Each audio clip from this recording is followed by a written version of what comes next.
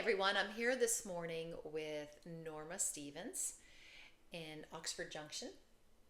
And Norma has been a patient of the pain clinic, which we know has been closed temporarily, hopefully, since around last September.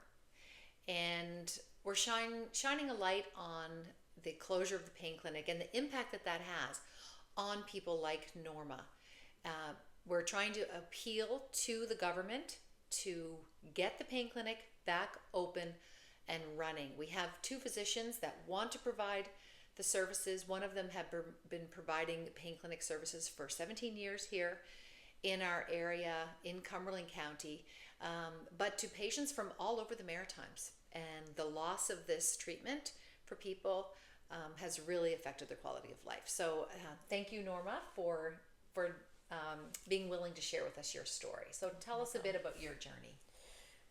In 2000, I was diagnosed with fibromyalgia, and I spent 6, 7 years going back and forth to doctors before being diagnosed, actually, and several different tests. And of course, with fibromyalgia, nothing shows up on tests. So, with that, basically, I didn't really get anywhere. I tried tons of different medication that didn't help either. And of course, then that plays into affect your mental health as well.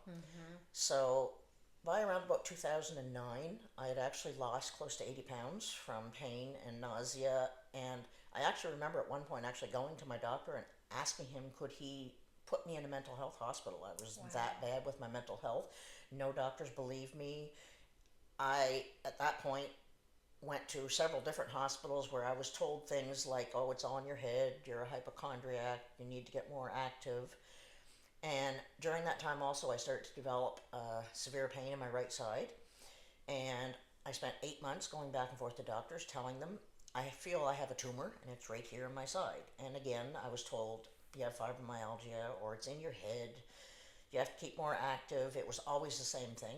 I finally did find one doctor who believed me, thank God, and sent me for tests, and they found what's called a hemangioma on my liver, which is actually a knot of blood vessels that are tied into a knot, and mine just happens to be about the size of my fist, exactly where I said it was. It's big.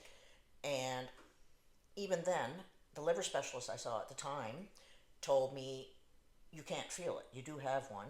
You can't feel it. It's all in your head. Even though I had spent 8 months. So again, I was back to the same thing. In pain, couldn't find anything to help. Home suffering, couldn't eat, nausea all the time. Maddening. Thank God during that time, I finally got referred to Dr. Crowlass. My first appointment with her, I was a mess. My nerves were so bad from seeing so many doctors and expecting to be told once again, we don't believe you, there's nothing wrong with you. I was in tears so much I couldn't talk to her. And she actually told me, I can't understand you. You're going to have to come back and see me another day when you can talk. I was that bad. Wow. But she did, even though I couldn't talk to her, she was listening, and I could tell that she wanted to help me and that she cared, and already it made a difference. So she booked me another appointment a few weeks later, and I come back in, and I was actually doing better because she told me that first day, I promise you, I'm going to help you. I know you have pain all over. I probably can't fix all your pain, but I'm going to help you. And I was just shocked to see that there was a doctor that actually cared.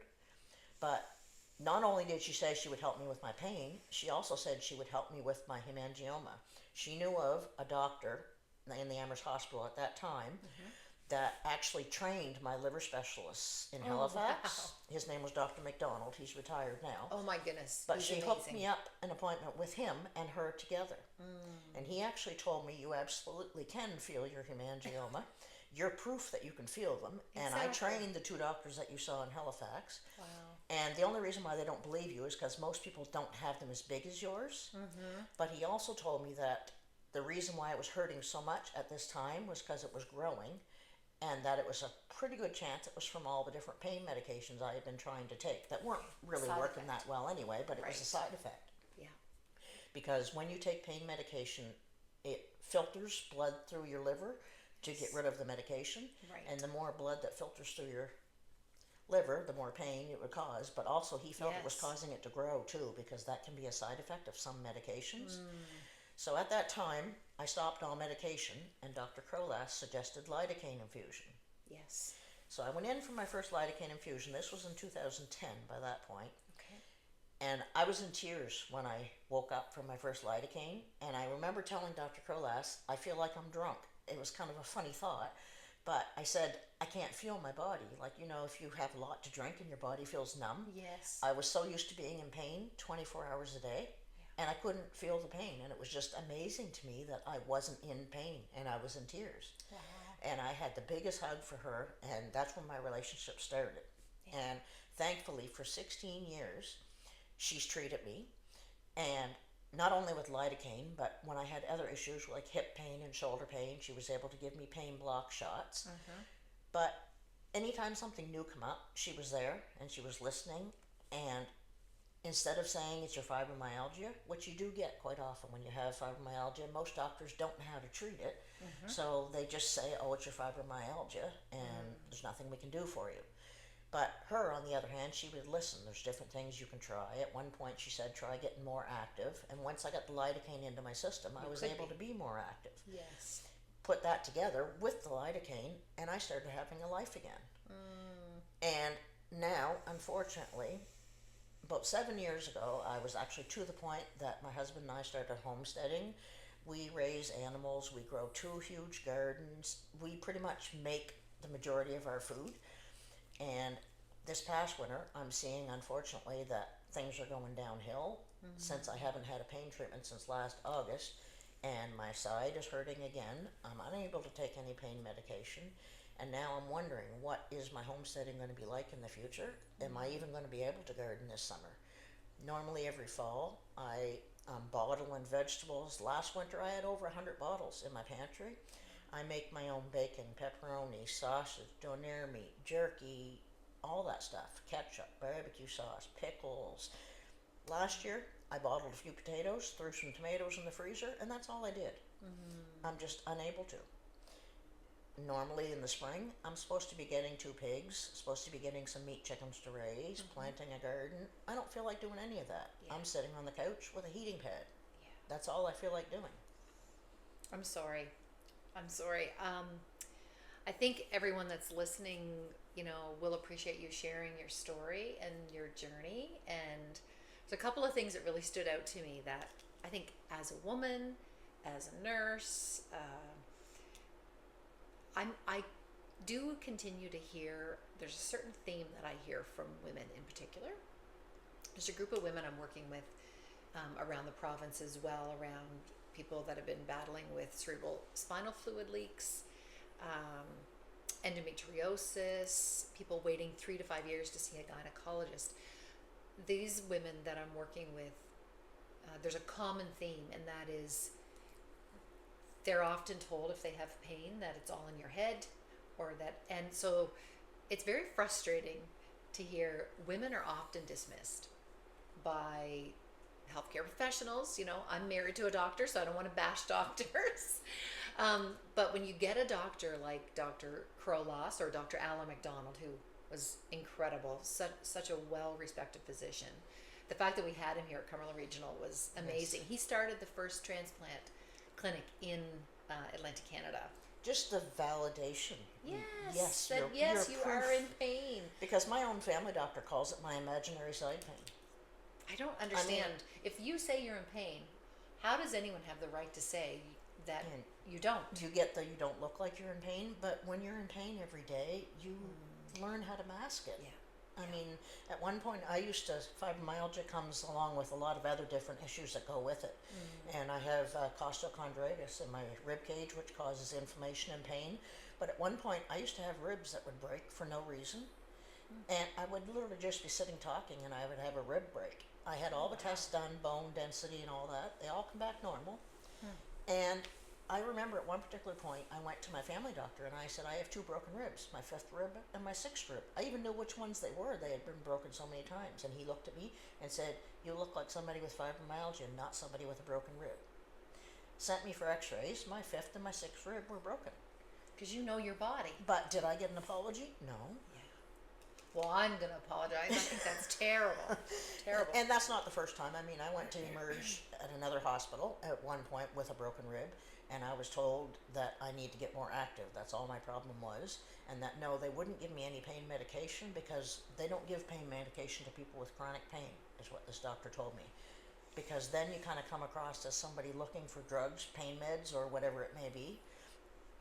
And I mean, at that point I said, look back in my file. I'm not here all the time looking for pain meds. I just want a couple days relief. Right, exactly. But I don't go to doctors or hospitals now, other than Dr. Crowlass. I didn't because it's just so frustrating You've had to me. such a It's the same thing all the time. I'm sorry that's been your experience. That's been my experience, unfortunately. Yeah. And now you have a physician that listened to you, that believed you, was able to provide you two of them. Treatment. Dr. Dan is just as awesome. And Dr. Dan, able to provide you with treatment, to provide you with relief of the pain, and gave you some quality of life for how many years? When did 16 years. 16 years. 2009 is when I started going there. Yeah. I've been going there every 2 months for 16 years. So, yeah, I can't imagine how you're feeling, knowing, like, to be without that, and to the thoughts of going backwards with your health when it is not necessary. And we all want the pain clinic to open back up. We don't really have any good reasons why it's not. And Nova Scotia Health, the management do not appear to be listening to the physicians or respecting them. There was a decision to physically move the pain clinic out of the perioperative area, and the physicians had said that's, we need to be practicing where we have the support of nurses due to the interventions, the type of treatments that they're doing. Just wondering if you have any comments about that. What are your thoughts? Well, the main thing that bothers me about that is all along they keep saying that the doctors closed the pain clinic down. They want to put the blame on them. But that's not actually the case. I know the reason is because they tried to move the clinic and the doctors felt the new place wasn't safe. Right. And therefore, they're obviously not willing to treat patients in an unsafe place. Mm-hmm. But for some reason, when we ask the questions, we're being left in the dark. We're not being told the real reason why it's closed. Right. And when they had their recent meeting, a bunch of us went there and asked the questions, and we kept being told over and over again, we're given too much information. We can't give too much information. We don't want to jeopardize.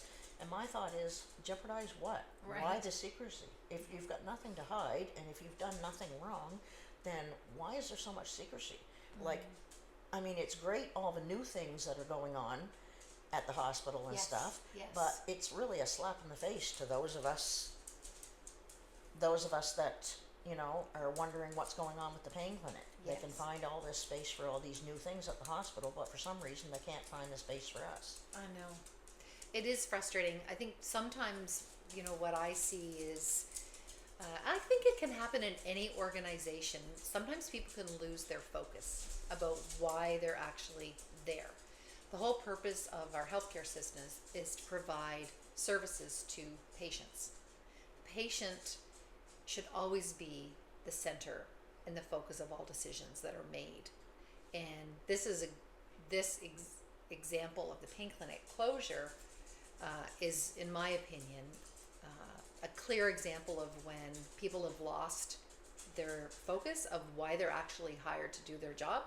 They're hired to manage healthcare services for people like you, not to be in a battle about a physical space. Exactly. When doctors say a physical space that they're moving to is not safe for patient care, and patients are being left without care that by doctors that want to provide it, people in management have lost their way.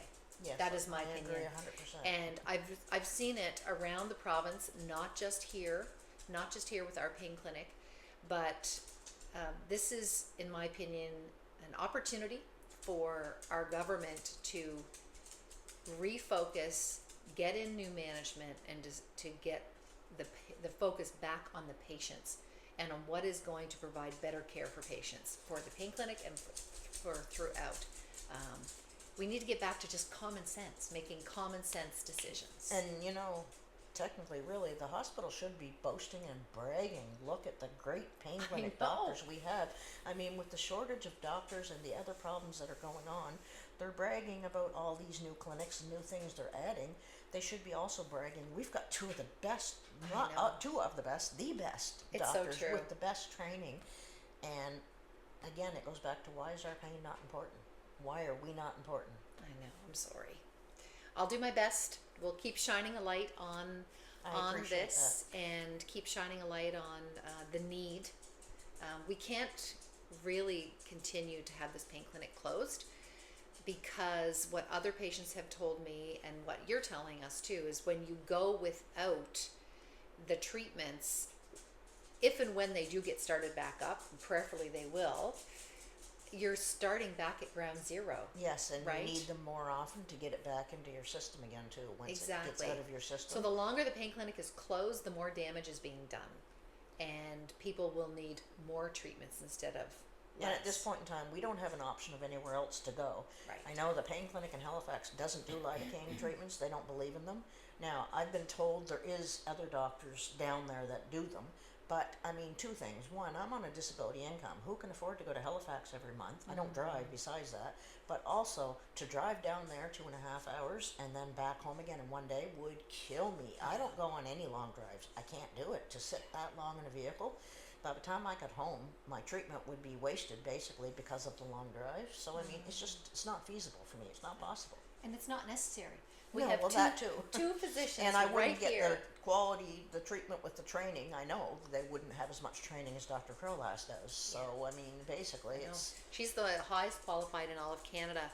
And, you know, I can pretty much guarantee the physicians in Halifax that are providing the pain clinic treatments there, they want us to continue to have the pain clinic's services here, because they don't have the capacity to add more patients to their I can't clinic even imagine what as their well, wait list right? would be if all the Yeah. patients from here went there too. It's, Yeah. I mean, it's foolish, really. It is. It is. Well, anyone listening, if you want to join in, if you're a person who was receiving treatments at the pain clinic and want to support, please reach out to the Minister of Health, the Premier's office. Let them know how you feel. There's a petition. There's an online petition that can be signed and circulated. There's a paper petition that's been circulating. I have one at my office. If you want to come in at 5 Ratchford Street, you can sign it. Any supporters can sign this as well. We need to continue to have the voices heard of the patients, because your lives matter. Thank you for sharing your story today. Thank you for listening to me. I appreciate the opportunity to speak about my problems and others. We're going to get this fixed. And hopefully we can do something about it, because we need it. We do. We do. Thank you.